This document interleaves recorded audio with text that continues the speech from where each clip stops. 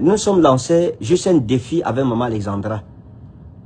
Nous étions en train de nous poser la question, quel prophète va se lever dans tous les directs pour prophétiser que le prophète Ekane Ferdinand est avec son épouse en lune de miel.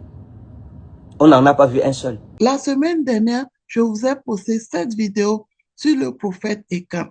Il se plaignait de sa belle famille qui l'a tellement maltraité.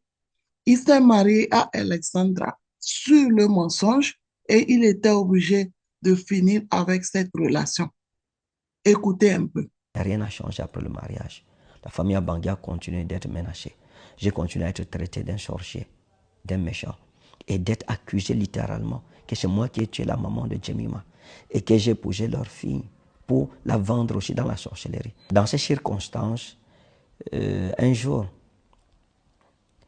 pendant que Maman Alexandra sortait de la douche, j'ai remarqué une anomalie sur elle. Et ça m'a déboussolé. Ça m'a anéanti. Elle a vu comment j'étais anéanti. Je lui ai demandé, mais ça c'est quoi ça? Elle m'a dit, non, non, c'est rien tout. Je lui ai dit, non, non, il faut qu'on fasse des examens. On est à l'hôpital, on a fait des examens. Là, j'ai insisté formellement et on a fait des examens. Lorsqu'on a fait les examens, je suis allé prendre le résultat. Quand j'ai pris le résultat, j'ai vu ce qui était écrit dedans. J'ai envoyé l'annonce, la nouvelle à sa tante, à Bangui, qui a informé sa mère. Et sa mère, le retour qu'elle a donné, c'était que sa fille n'avait aucun problème. Alors, après cet incident, le monde entier, je peux le dire comme ça, s'est plaint. D'autres ont supporté le prophète Ekane, d'autres ont plaint Maman Alexandra. Enfin, on se rend compte cette semaine que toute cette histoire était vraiment une histoire, peut-être je peux me dire, inventée. Mais moi, je pense que ce n'est pas une histoire inventée. Je pense qu'en réalité, ils avaient sûrement un problème et peut-être vraiment ça s'est passé comme le prophète l'a dit. Je ne pense pas qu'il peut se lever, juste venir comme ça inventer une histoire, commencer par raconter. Il doit avoir une base quelque part. Maintenant, il nous fait une vidéo cette semaine pour dire vraiment que c'était juste un commérage parce qu'ils sont en lune de miel. Mais moi, je ne pense pas que une personne s'est assise, inventée ou deux personnes ont planifié quelque chose pour dire. Sûrement, il y avait un problème, mais sûrement aussi que la famille, les amis, les gens qui les entouraient, les pères spirituels, les ont appelés pour les réconcilier.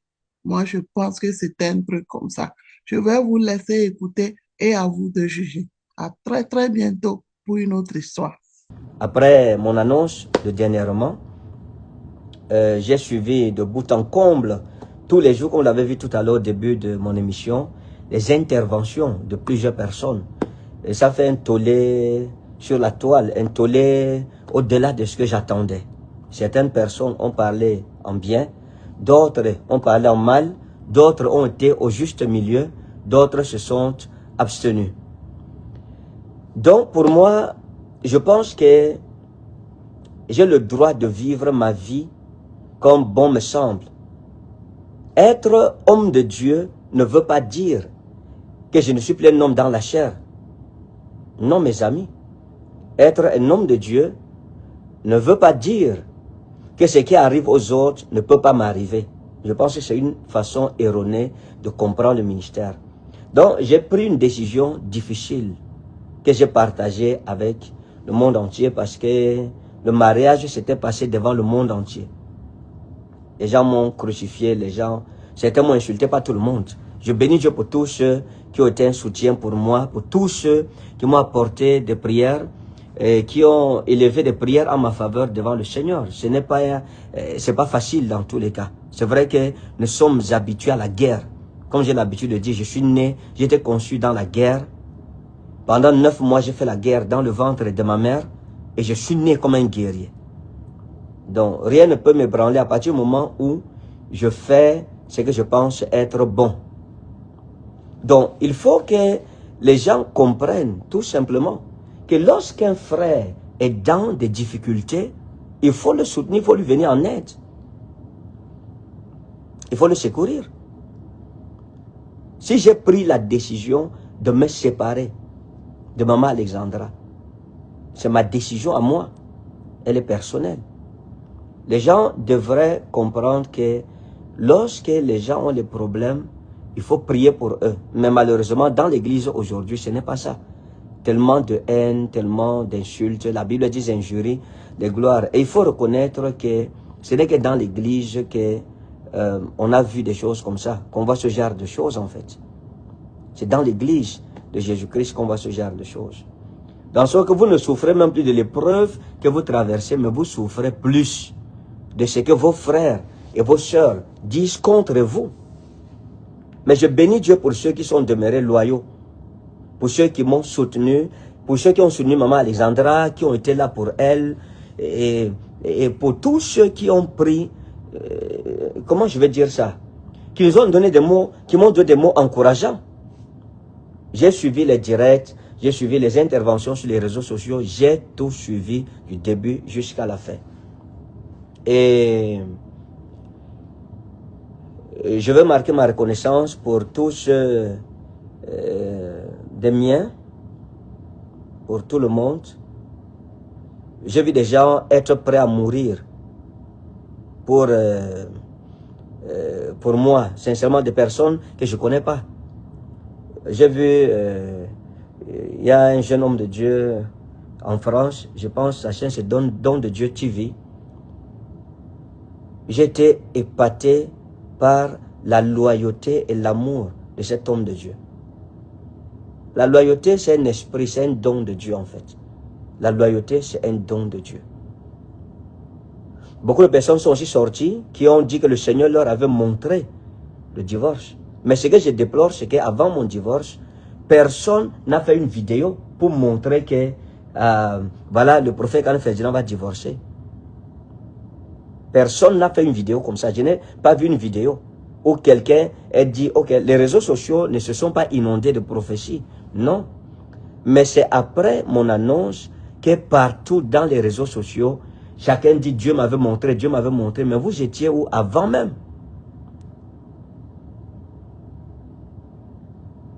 Avant, pourquoi avant ça, les gens n'ont pas vu? Pourquoi dans l'église, c'est toujours après que les gens voient? Les gens ont parlé, les gens ont dit de tout. Je pense que ceux qui nous aiment sont plus nombreux que ceux qui nous haïssent. On s'en fout de ceux qui nous haïssent. Et ça, il faut que les gens comprennent cela. Je suis un leader, je suis un guerrier, je suis un soldat, mes amis. Je suis un soldat de Christ. Trouver des personnes loyales aujourd'hui dans l'église qui ont de l'amour, la sympathie pour ceux qui sont éprouvés, c'est rare. J'ai vu des hommes de Dieu, c'est vrai, je n'ai pas retenu le nom, je ne peux pas dire tous les noms ici, qui ont parlé. On a l'homme de Dieu, le prophète, c'est qui? Samuel Panzoutivi, cet homme de Dieu qui a parlé avec maturité. Il y a bien d'autres hommes de Dieu qui ont parlé sur cette affaire avec beaucoup de maturité, sans entrer dans des injures et tout cela. Mais ma situation a montré tout simplement l'état fragile de l'église de Jésus-Christ aujourd'hui. C'est ça le problème de l'église. Ça a montré la division profonde dans l'église. Ça veut dire que la Bible dit que lorsqu'un membre est malade, c'est tout le corps qui doit souffrir avec lui. Mais cependant, dans ces situations, non. Non. Beaucoup de personnes se sont désolidarisées, m'ont insulté et tout cela. Je pense que c'était l'occasion de prier pour moi et maman Alexandra en même temps. Sincèrement, ça montre l'état profond d'animosité dans l'église de Dieu aujourd'hui. En sorte que même les païens, les non-croyants sont venus pour dire ce qu'ils pensaient dans cette histoire. Mais ça ne fait rien. C'est rien, c'est peu de choses. Moi, je pense que le plus important dans la vie, c'est de faire ce qu'on pense être bien.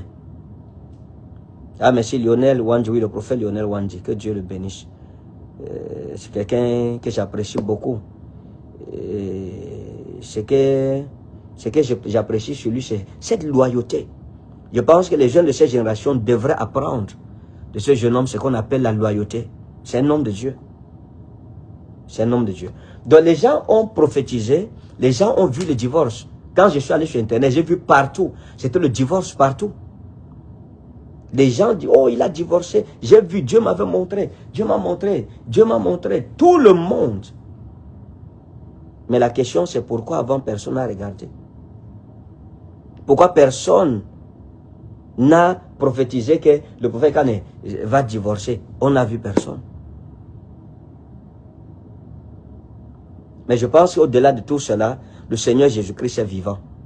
Il est souverain. Il est plus grand que tous. Et sa fidélité m'aidera. Je ne tomberai pas. Donc tous ceux qui ont cru que je vais tomber à travers cette histoire, mes amis, le Dieu qui marche au milieu de nous est puissant. Il est redoutable, mes amis. À partir du moment où ce n'est pas un homme qui m'a appelé, j'avance doucement et sereinement. Le Seigneur m'avait dit, voici le signe par lequel tu reconnaîtras que moi, l'Éternel, ton Dieu, je verrai sur toute la parole que j'ai prononcée à ton égard pour l'exécuter. Donc moi, je pense que 1000 tomberont à ma gauche, 10 000 à ma droite, je ne serai pas atteint. Ce n'est pas possible. Aucune parole négative n'aura d'effet sur moi, bien d'action négative, je m'en fous. J'ai suivi tout, je pense que toutes les personnes qui sont intervenues sur Internet, j'ai regardé, j'ai suivi toutes les vidéos qui ont été montées sur moi, sur Maman Alexandra, sur cette affaire-là. Les gens sont même allés jusqu'à dire des choses que moi je n'ai pas dit dans ma communication. Dans ma communication, je n'ai jamais parlé de divorce ou de répudiation. Je n'ai jamais cité le nom d'une maladie. Non. Jamais de la vie. Donc mes amis, je pense que l'Église de Jésus-Christ au Cameroun et dans le monde entier aujourd'hui, il faut prier. Il faut prier.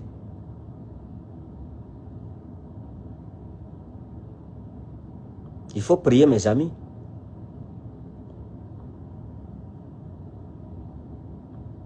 Je veux dire merci à tous mes fils qui ont été là à mes côtés pour m'encourager.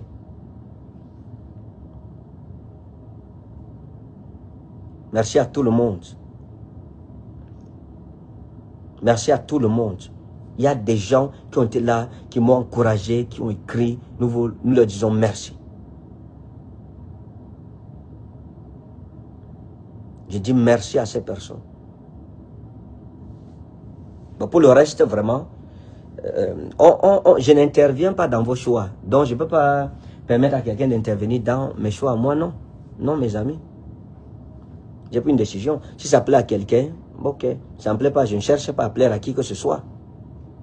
Non. Mais, il faut comprendre qu'il y a un adage en hébreu qui dit Naftulay Elohim Niftalti. J'ai combattu les guerres d'Elohim. Non. Il ne faut pas déranger les gens. Il ne faut pas déranger comme ça. C'est même quelle histoire ça. C'est quelle histoire. C'est quelle histoire ça où tout le monde va venir parler et dire et raconter n'importe quoi. Moi, je ne sais pas.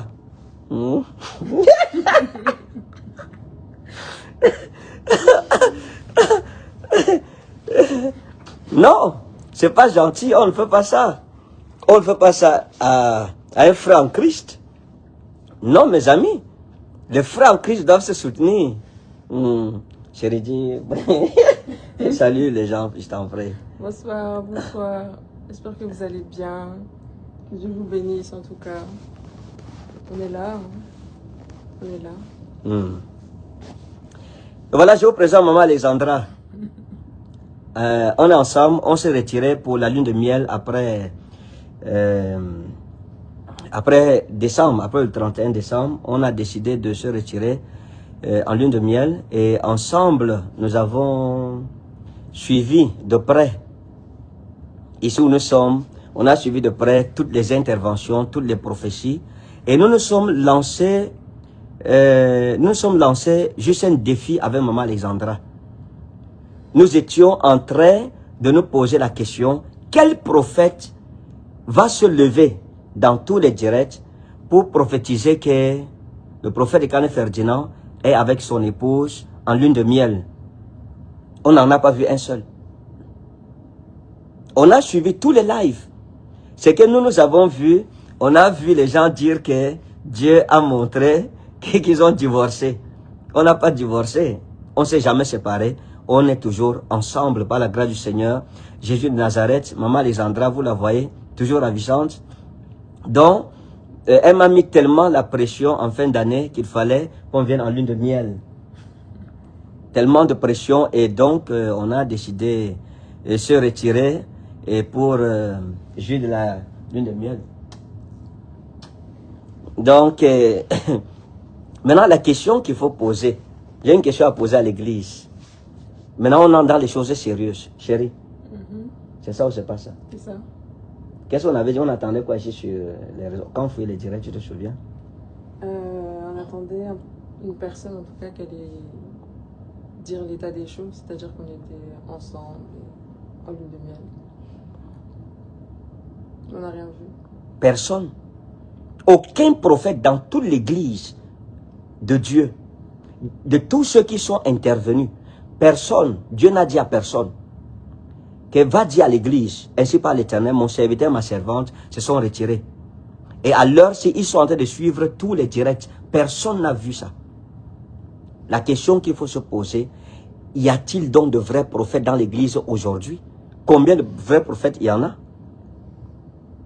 Personne. Et ceci doit nous enseigner une leçon fondamentale. Les choses des prophètes, faites attention à ça. Méfiez-vous des choses des prophètes. Les choses des appelés. On ne met pas la boue directement, on ne tombe pas. La question c'est, parce que tu sais qu'on a vu des directs, beaucoup de personnes ont dit que je suis un faux prophète, pourquoi je n'ai pas vu? Maintenant, la réponse que je donne, c'est vous. Pourquoi vous ne voyez pas ça? Si je ne faisais pas le direct avec ma femme, personne ne trouverait qu'ils ont voyagé. Ils se sont retirés de tous les bruits de la terre pour jouir de leur mariage. Pourquoi aucun prophète n'a vu ça? Pourquoi? Maintenant, on a fait le direct, c'est là que les gens vont revenir sur les réseaux sociaux, ils vont dire quoi? Dieu nous avait montré qu'ils étaient réconciliés. Oh, Dieu nous avait montré qu'ils avaient divorcé. Après, ils sont retournés au tribunal, ça s'est arrangé. Dieu nous avait montré qu'ils étaient ensemble. Mais pourquoi Dieu ne montre pas avant? Sincèrement.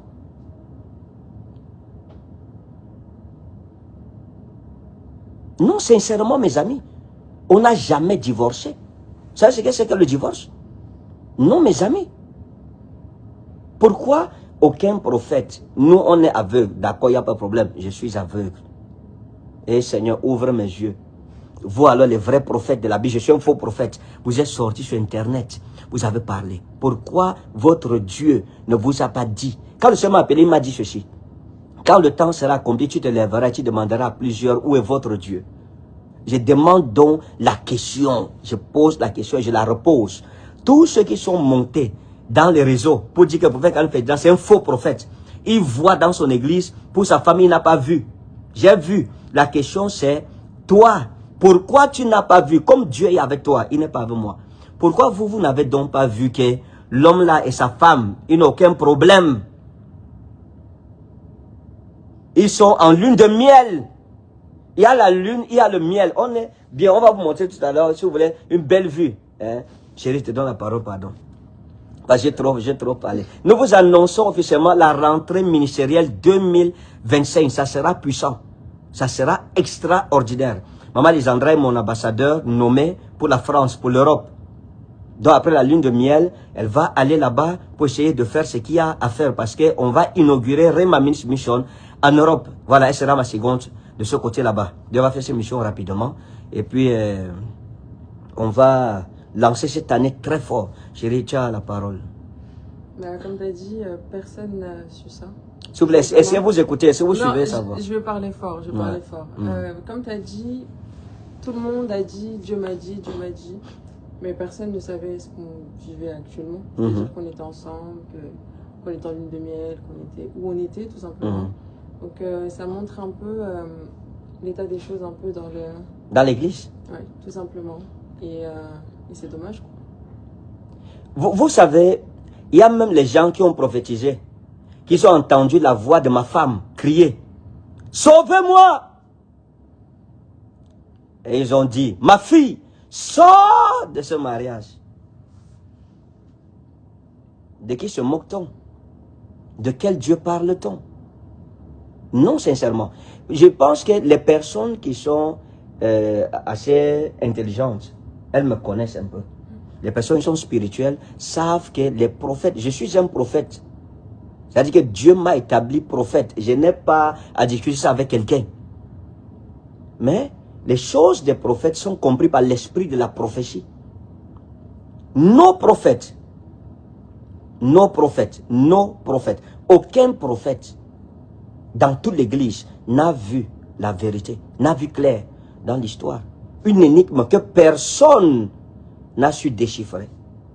Ça montre l'obscurantisme spirituel dans lequel l'église de Dieu se trouve aujourd'hui. Et je disais à mon épouse que ça montre que beaucoup de ainsi parle l'Éternel sur les réseaux sociaux là, Dieu n'a rien dit. Et je lui disais que Dieu nous a mis un peu à côté de lui pour nous dire, regardez, regardez, écoutez, voilà ce que c'est que les prophètes dans votre génération aujourd'hui. Les gens prophétisaient sa mort, les gens prophétisaient, c'est dans quoi là? Les dépressions. La dépression, la mort, les suicides. Le suicide, voilà. Les gens prophétisaient tout. On suivait ça ensemble. On disait à Dieu, non Seigneur, l'église a des problèmes sérieux. Les prophétesses Yvette sont sorties avec leurs vidéos pour dire que Dieu leur avait montré le divorce et tout ça là. Maintenant, pourquoi Dieu ne vous a pas montré que Ekani, est en lune de miel avec sa femme? Pourquoi Dieu ne vous a pas montré ça? Vous êtes tombés sur ma vidéo, vous êtes rué sur la vidéo comme des abeilles pour piquer et en finir avec moi. Mais vous ne saviez pas ce que le Seigneur vous réservait à la fin. Il faut beaucoup d'amour pour l'église. On a besoin d'amour dans l'église. On a besoin de pardon. Lorsqu'un membre souffre, au lieu de venir faire n'importe quoi, prions. Prions. Et le Seigneur nous bénira certainement. Je ne sais pas si tu as quelque chose à dire. Non, je pense que tu as tout dit. Voilà. Donc, nous vous aimons fortement. Nous sommes vivants. Nous nous portons bien. On est en train de enjoy ici. Est-ce qu'on a même besoin de montrer ça, chérie? Qu'est-ce que tu penses là? Si on a besoin de montrer, chérie, ça va, non? Ou bien? Comme tu veux. On est en train de enjoy. Attends. Un instant. Je vais vous montrer la vue. Ouais, juste la vue. Bon, hein?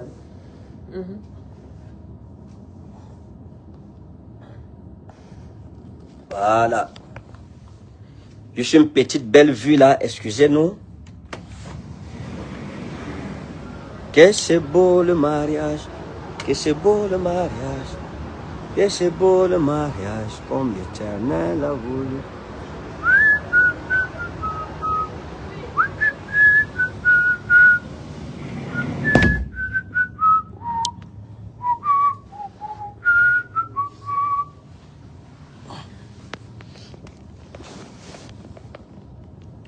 Donc voilà, bien-aimés, à tous ceux qui nous aiment, nous vous disons merci. Aux autres, nous prions pour vous. Et pour le reste, la Bible dit que si quelqu'un donne notre avis, Christ l'éclairera. Que Dieu vous bénisse au nom souverain de Jésus de Nazareth. Et nous avons plein de choses à faire encore. Donc nous voulions juste vous dire coucou et vous faire signe de vie. Nous vous aimons. Shalom. Bye.